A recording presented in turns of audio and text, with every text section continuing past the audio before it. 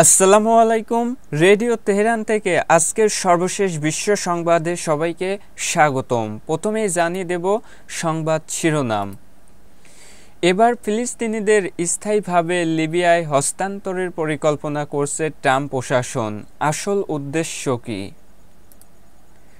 Mister Trump ইরানি জনগণকে চিনতে পারেননি, তেহরানের দৃঢ় প্রতিক্রিয়া।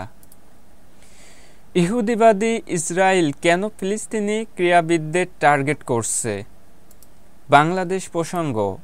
নির্বাচন বিলম্বিত হলে অস্থিরতা বাড়বে বলেছেন আমির খসরুর। শুনছিলেন রেডিও তেহরানের সর্বশেষ বিশ্ব সংবাদের শিরোনাম। এবারে থাকছে বিস্তারিত। এবার ফিলিস্তিনিদের স্থায়ীভাবে লিবিয়ায় হস্তান্তরের পরিকল্পনা করছে ট্রাম্প প্রশাসন। আসল উদ্দেশ্য কি? মার্কিন প্রেসিডেন্ট ডোনাল্ড ট্রাম্পের প্রশাসন গাজা উপত্যকা থেকে 10 লাখ ফিলিস্তিনিকে স্থায়ীভাবে লিবিয়ায় হস্তান্তরের পরিকল্পনা করছে। এনসিবি নিউজ একটি সূত্রের বরাত দিয়ে জানিয়েছে যে ট্রাম্প প্রশাসন গাজায় বসবাসকারী 10 লাখ ফিলিস্তিনিকে স্থায়ীভাবে লিবিয়ায় হস্তান্তরের পরিকল্পনা নিয়ে কঠোর পরিশ্রম করছে। এই পরিকল্পনার অধীনে ফিলিস্তিনিদের গ্রহণের বিনিময়ে মার্কিন যুক্তরাষ্ট্র লিবিয়ার কোটি কোটি ডলারের জব্দকৃত সম্পদ ছেড়ে দেবে। পাশটুডের মতে ট্রাম্প প্রশাসন কর্তৃক প্রস্তাবিত 10 লক্ষ ফিলিস্তিনিকে স্থায়ীভাবে হস্তান্তরের পরিকল্পনাটি মার্কিন যুক্তরাষ্ট্র এবং ইসরায়েল পূর্বে ফিলিস্তিনিদের অন্য ভূমিতে স্থানান্তরের শিরোনামে যে নীতিমালা রূপরেখা দিয়েছিল তারই ধারাবাহিকতা হিসাবে বিবেচিত হতে পারে। এই পরিকল্পনাটি প্রতিবেশী দেশ এবং অনেক দেশ এবং আন্তর্জাতিক প্রতিষ্ঠানের ব্যাপক বিরোধিতার মুখোমুখি হচ্ছিল। তবে গাজার জনগণকে লিবিয়ায় স্থানান্তরিত করার নতুন পরিকল্পনার ঘোষণা থেকে বোঝা যায় যে ট্রাম্প প্রশাসন এখনও সমাধান খুঁজছে এবং গাজায় বসবাসকারী ফিলিস্তিনিদের জোরপূর্বক স্থানান্তরিত করার পরিকল্পনার সাথে সঙ্গতিপূর্ণ বিভিন্ন বিকল্প বেছে নিচ্ছে এবং ফিলিস্তিনি এবং বিশ্বের অনেক দেশের সমস্ত বিরোধিতা সত্ত্বেও গাজা যুদ্ধের অবসান এবং ইসরায়েলের আকাঙ্ক্ষার অন্যতম সমাধান হিসাবে এই ধরনের পরিকল্পনা বাস্তবায়নের উপর জোর দিচ্ছে।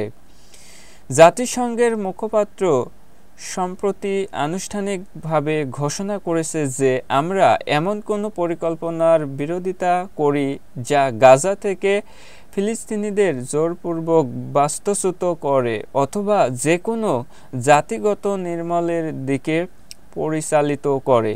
ইতিমধ্যে হামাস আন্দোলনেও বারবার ফিলিস্তিনি জনগণের তাদের ভূমিতে থাকার অধিকারের উপর জোর দিয়েছে এবং যে কোনো হস্তান্তর বা নির্বাসনের বিরোধিতা ঘোষণা করেছে।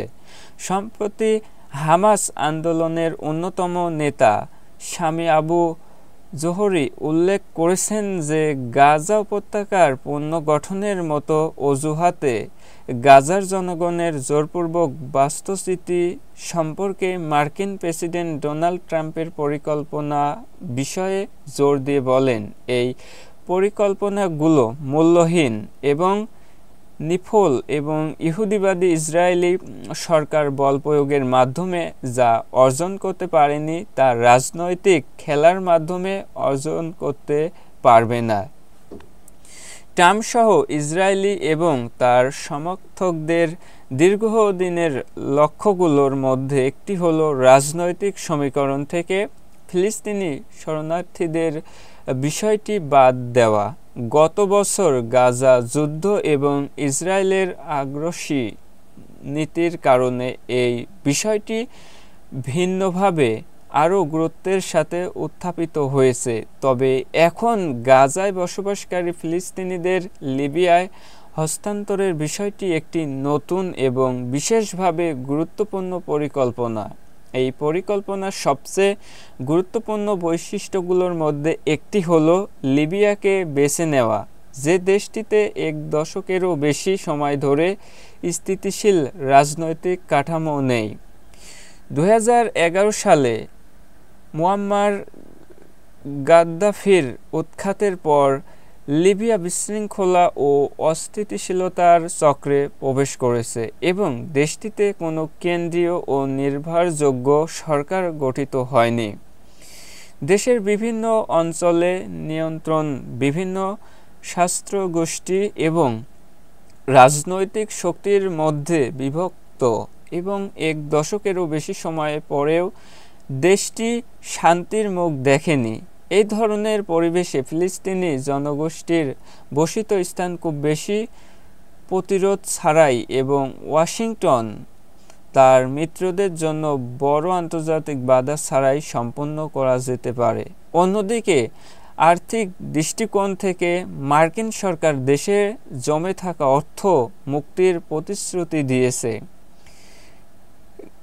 গাদ্দাফি সরকারের পতনের পর জাতিসংঘের নিষেধাজ্ঞার কাঠামোর মধ্যে এই অর্থ জব্দ এবং অবরুদ্ধ করা হয়েছিল এবং লিবিয়ানদের এই সম্পদের মুক্তি এবং অ্যাক্সেস দেশের জনগণের জন্য অত্যন্ত গুরুত্বপূর্ণ। প্রকৃতপক্ষে এই আর্থিক হাতিয়ার ব্যবহার করে আমেরিকা এমন একটি চুক্তি করার চেষ্টা করেছে যেখানে ফিলিস্তিনিদের অস্তিত্ব দেওয়ার বিনিময়ে লিবিয়ান সরকার বা এর প্রভাবশালী বাহিনী তার অর্থ পাবে। এটি এমন এক ধরনের রাজনৈতিক বিনিময় যা লিবিয়ার অভ্যন্তরীণ বিভাজনকে আরও বাড়িয়ে তুলতে পারে। অন্যদিকে গাজা থেকে ফিলিস্তিনিদের লিবিয়ার মতো দূরবর্তী দেশে স্থানান্তর আসলে গাজা উপত্যকার উপর ইসরায়েলের সম্পূর্ণ নিয়ন্ত্রণ সহজতর করার দিকে একটি পদক্ষেপ। যদি গাজার জনসংখ্যা হ্রাস পায় তাহলে আরও ইসরায়েলিদের বসিত বা নিরাপত্তা পরিকল্পনার জন্য আরও ভূমি প্রস্তুত হবে। এছাড়াও গাজার জনসংখ্যা একটি বৃহৎ অংশ যা প্রতিরোধের জন্য একটি সম্ভাব্য মানব সম্পদ স্থানান্তরিত করার মাধ্যমে এই হুমকি কিছুটা হলেও হ্রাস পাবে এবং মার্কিন যুক্তরাষ্ট্রের সহায়তায় ইসরায়েল এই অঞ্চলের উপর আরও বেশি নিয়ন্ত্রণ প্রতিষ্ঠিত করতে পারবে। প্রকৃতপক্ষে ফিলিস্তিনিদের লিবিয়ায় হস্তান্তরের মাধ্যমে একটি নতুন পরিকল্পনার ঘোষণা আবারও দেখিয়েছে যে ট্রাম্প প্রশাসন এবং তার মিত্ররা এখনও প্রত্যাবর্তনের অধিকার নীতিকে বাতিল করতে চাইছে, একটি নীতি যা ফিলিস্তিনি সংগ্রামের অন্যতম মৌলিক ভিত্তি এবং 1948 সালে জাতিসংঘের সাধারণ পরিষদের 194 নম্বর প্রস্তাবের উপর জোর দেওয়া হয়েছিল। যদিও গাজা থেকে ফিলিস্তিনিদের লিবিয়ায় হস্তান্তরের পরিকল্পনা পর্যালোচনা এবং আলোচনার অধীনে রয়েছে, তবে এর রূপরেখা প্রকাশ ট্রাম্প প্রশাসনের একটি স্পষ্ট নির্দেশনার ইঙ্গিত দেয়। এ ধরনের পরিকল্পনা সম্পর্কে অজ্ঞতা প্রকাশ করে হামাসের একজন জ্যেষ্ঠ কর্মকর্তা বাসেম নাইম বলেন, ফিলিস্তিনিরা তাদের ভূমির প্রতি গভীরভাবে আস্থাশীল এবং এর প্রতি দৃঢ়ভাবে প্রতিশ্রুতিবদ্ধ। তারা তাদের ভূমি এবং পরিবার, তাদের সন্তানদের ভবিষ্যৎ রক্ষার জন্য মৃত্যু পর্যন্ত লড়াই করতে এবং যে কোনো ত্যাগ স্বীকার করতে প্রস্তুত।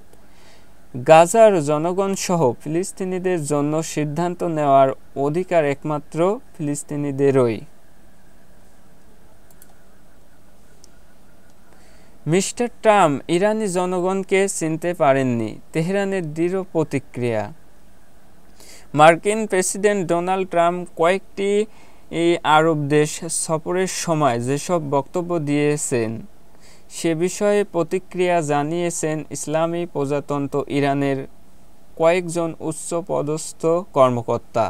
তারা তীব্র প্রতিক্রিয়া জানিয়ে বলেছেন, ট্রাম্পের দাবিগুলো কেবল ভিত্তিহীন নয়, বরং ইরানসহ এই অঞ্চলের বাস্তবতা সম্পর্কে তার অজ্ঞতার পরিচায়ক। সাম্প্রতিক সফরে মার্কিন প্রেসিডেন্ট ডোনাল্ড ট্রাম্প ইরানকে আক্রমণ করে গণমাধ্যমের দৃষ্টি আকর্ষণ করার চেষ্টা করেছেন, কিন্তু ইরানি জনগণ ও কর্মকর্তারা যে প্রতিক্রিয়া দেখিয়েছেন তাতে এটা স্পষ্ট শক্তিশালী ইরান ট্রাম্পের নানা ভিত্তিহীন কথাবার্তা প্রবাহিত হয় না, বরং ঐক্য ও সংহিতই তাদের বড় শক্তি। ঐক্য ও সংহতির মাধ্যমে তারা যে কোনো মনস্তাত্ত্বিক আক্রমণকে নস্যাৎ করতে সক্ষম। ট্রাম্পের বক্তব্য উত্তর পাওয়ার যোগ্য নয়, ইসলামী বিপ্লবের নেতার প্রতিক্রিয়া। গতকাল ইরানের স্কুল শিক্ষকদের এক সমাবেশে মার্কিন প্রেসিডেন্ট ডোনাল্ড ট্রাম্পের বক্তব্যকে নিম্ন স্তরের লজ্জাজনক বলে অভিহিত করে ইসলামী প্রজাতন্ত্র ইরানের সর্বোচ্চ নেতা আয়াতুল্লাহ খামেনি বলেছেন, আমেরিকা শান্তির জন্য নয় বরং গাজায় গণহত্যা এবং যুদ্ধের উস্কানি দিতে ক্ষমতা ব্যবহার করছে। ইহুদিবাদী ইসরায়েল কেন ফিলিস্তিনি ক্রীড়াবিদদের টার্গেট করছে? গাজায় ইহুদিবাদী ইসরায়েলের অপরাধ শুধু বেসামরিক নাগরিক হত্যা ও বাড়িঘর ধ্বংসের মধ্যেই সীমাবদ্ধ নয়, বরং তারা সুপরিকল্পিতভাবে ফিলিস্তিনের প্রতিরোধ ও আশার প্রতীকগুলোকে মুছে ফেলতে বদ্ধপরিকর। গাজা উপত্যকায় ৭০০ ফিলিস্তিনি ক্রীড়াবিদদের শাহাদত বরণ এবং ক্রীড়া অবকাঠামো ধ্বংসের ঘটনা একটি কঠিন প্রশ্ন উত্থাপন করে, আর তা হলো ইহুদিবাদীরা কেন ক্রীড়াবিদদের বিশেষভাবে লক্ষ্য করছে। ক্রীড়া জাতীয় পরিচয় ও প্রতিরোধের প্রতীক। ফিলিস্তিন সহ যে কোনো সমাজে ক্রীড়াবিদরা শুধু ক্রীড়াতনের নায়ক নন, তারা জাতীয় ঐক্য, প্রতিরোধ ও আশা আকাঙ্ক্ষার প্রতীক। ইহুদিবাদী ইসরায়েল ক্রীড়াবিদ ও ক্রীড়া স্থাপনা ধ্বংসের মাধ্যমে ফিলিস্তিনিদের মনোবল ভেঙে দিতে চায়। তারা জানে এই ক্রীড়া নায়করা তরুণ প্রজন্মকে দখলদারিত্বের বিরুদ্ধে লড়াইয়ের অনুপ্রাণিত করে। প্রভাবশালী ব্যক্তিদের হত্যা, ফিলিস্তিনের কণ্ঠরোধের চেষ্টা। আন্তর্জাতিক অঙ্গনে ফিলিস্তিনি ক্রীড়াবিদরা ফিলিস্তিনের মানবাধিকারের দূত। তারা বিশ্বমঞ্চে ইহুদিবাদীদের অপরাধ উন্মোচন করে। দখলদার ইসরায়েল এই কণ্ঠস্বরগুলোকে চিহ্নিত করে ফিলিস্তিনি প্রতিরোধের বার্তা ও নিজেদের অপরাধ আড়াল করতে চায়। নির্বাচন বিলম্বিত হলে অস্থিরতা বাড়বে, আমির খসরু বলেছেন। বাংলাদেশ জাতীয়তাবাদী দল বা বিএনপির স্থায়ী কমিটির সদস্য আমির খসরু মাহমুদ চৌধুরী বলেছেন, নির্বাচন যত বিলম্বিত হচ্ছে দেশকে তত বেশি অস্থিরতার দিকে ঠেলে দেওয়া হচ্ছে। জাতি এখন এক গভীর শঙ্কার মধ্যে রয়েছে। বাংলাদেশ এখন এক অনিশ্চিত অবস্থার মাধ্যমে আছে। দেশ কোথায় যাচ্ছে কেউ জানে না। সবাই মিলে স্বৈরাচারকে বিদায় করেছে। এরপর গণতান্ত্রিক প্রক্রিয়ায় দেশ পরিচালনার যে প্রত্যাশা ছিল তা হয়নি। আজ রাজধানীর বনানীতে সমসাময়িক বিষয় নিয়ে এক সংবাদ ব্রিফিংয়ে এসব কথা বলেন তিনি। এ সময় তিনি চলতি বছরের ডিসেম্বরের মধ্যেই জাতীয় নির্বাচন আয়োজনের দাবি জানান। তিনি বলেন, সরকার এমনভাবে কাজ করছে যেন তারা একটি নির্বাচিত সরকার, অথচ এটি একটি অন্তর্বর্তী সরকার। তাদের দায়িত্ব ছিল একটি সুষ্ঠু ও অংশগ্রহণমূলক নির্বাচন আয়োজন করে ক্ষমতা নির্বাচিত সরকারের কাছে হস্তান্তর করা। এ সময় সরকারের কিছু সিদ্ধান্ত নিয়েও প্রশ্ন তোলেন বিএনপির এই নেতা। বলেন, করিডোর বন্দর বিনিয়োগ সম্মেলন এসব গুরুত্বপূর্ণ বিষয় নিয়ে সিদ্ধান্ত নেওয়া হচ্ছে। প্রশ্ন হলো, এই সরকারের এসব সিদ্ধান্ত নেওয়ার বৈধতা কোথায়? এ সময় ঢাকা দক্ষিণ সিটির মেয়র সংক্রান্ত আদালতের আদেশ বাস্তবায়ন না হওয়ার বিষয়েও অসন্তুষ্ট জানান তিনি। আমির খসরু বলেন, যখন আদালতের আদেশ মানা হচ্ছে না তখন আইনের শাসনের প্রশ্ন চলে আসে। রাষ্ট্রীয় প্রতিষ্ঠানগুলো কার স্বার্থে কাজ করছে সেটাও এখন প্রশ্নবিদ্ধ। সরকার বলে সংস্কার হবে, ঐক্যমত হবে, কিন্তু সেই ঐক্যমত কোথায় তৈরি হচ্ছে? কাদের সঙ্গে এই ঐক্যমত হচ্ছে? দলের জন্য নতুন সদস্য সংগ্রহের ব্যাপারে আমির খসরু মাহমুদ চৌধুরী বলেন, নতুন সদস্য সংগ্রহ করব, তবে তার সামাজিক গ্রহণযোগ্যতা আছে কিনা এই মানদণ্ড অনুযায়ী আমরা নতুন সদস্য নেব। বাংলাদেশে আমরা একটি স্থিতিশীল সমাবস্থানের রাজনীতি করতে চাই। সাংঘর্ষিক কোনো রাজনীতি আমরা চাই না। যারা বিভিন্নভাবে এটিকে ভিন্ন দিক দিয়ে নিয়ে যেতে চাইছেন, আমরা তার বিরোধিতা করবই। তিনি বলেন, আগামীতে যতগুলো নির্বাচন হবে তা যেন সুষ্ঠু গণতান্ত্রিক প্রতিক্রিয়ায় হয়, এটি যেন একটি রুটিনে পরিণত হয়। সরকার যে আস্থা হারাচ্ছে এটি দেশের জন্য দুর্ভাগ্য। 2 মাস আগে বলা হয়েছে আওয়ামী লীগ নিষিদ্ধের বিষয়টি, যা লিখিত দিয়েছে, অর্থাৎ আইনি প্রতিক্রিয়া, কিন্তু সরকার নাটক কেন করল? মানুষের মনে প্রশ্ন জাগে বলেও মন্তব্য করেন তিনি। শুনছিলেন রেডিও তেহরান থেকে আজকের সর্বশেষ আয়োজিত বিশ্ব সংবাদ। সঙ্গে ছিল একটি বাংলাদেশের গুরুত্বপূর্ণ সংবাদ।